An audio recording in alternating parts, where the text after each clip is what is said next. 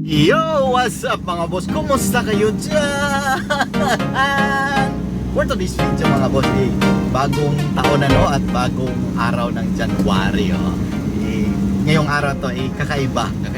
Gagawa tayo ng bagong araw.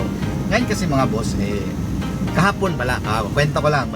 Kahapon, naghanap ako ng motor. Kasi nga, yun na problema namin sa magbiyahe kami, maghatid sundo sa anak ko sa school is mabiyahe kami, gagastos kami ng gasolina ng mga around 120 to 200 sa isang araw.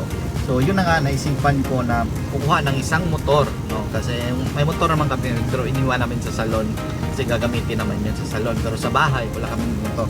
So itong nangyari. Ngayon may nakita kong motor kahapon pala. So nag-ikot-ikot ako ngayon, tapos wala akong nahanap na iba. So eto ngayon yung first time kong bibili ng motor.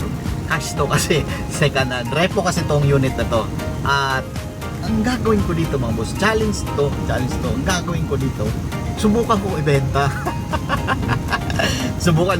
Ewan ko lang kung mabenta ko to. Hindi naman ako marunong magbenta ng ganito, pero susubukan ko kasi galing din naman ako sa mga hardware o sa mga malls. So, subukan kong ibenta, kaya kanina nag-withdraw ako sa doon. Tapos ngayon kukunin ko na yung motor. Yung asawa ko is naiwan na doon. So excited ako sa unit na yun, at excited ako sa mangyayari kung mabenta ko ba to o maging tambak lang to. Pero hindi naman to tambak kasi gagamitin namin to sa bahay, diba? Gagamitin namin to sa paghatid sundo sa anak ko. Pero ang challenge ko dito is subukan ko ibenta. Yun yung mga challenge natin yan. Kaya kakaiba tong taon na to, no? Subukan natin ng mga ibang bagay, bilang tayo pumirme sa dati nating ginagawa. So dito na ako. Excited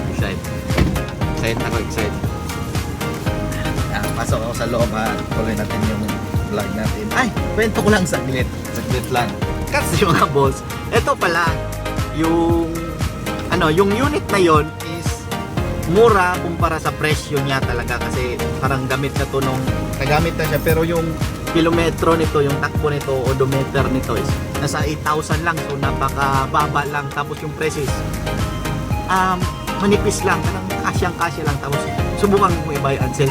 At ang problema nito mga boss, no, kasi kanina lang pagdating ko dito, medyo na bad trip nga ako noon kasi kunin ko na sana, di ba, kanina 30 minutes ago. Pagdating ko dito, sabi nung ng cashier dito, ng receptionist, ay sir, nabenta na yan, may kumuha na. Kamay na bad trip ako bigla. Bakit naman ganun, ma'am? Pinakot ko na vlogger ako, sikat akong vlogger.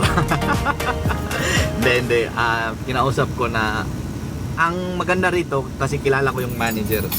Iba pa rin talaga, kilala mo yun. So kinausap ko na, tinawagan ko na ako ang kukuha. I-cancel mo na yun kung sino man yung kukuha dyan, kasi nag-usap na tayo kahapon, di ba? So ayun naman siya na natin natakot. So eto, nandito na ako ng unit. Kapakita ko sa inyo yung unit. Hindi yan, nandun, nilinisan lang pala. So pasok muna ako sa loob.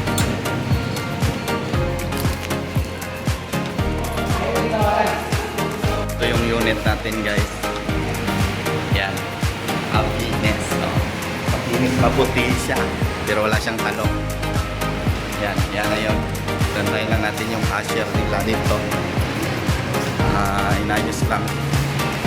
Pasok muna ako sa loob kasi mainit.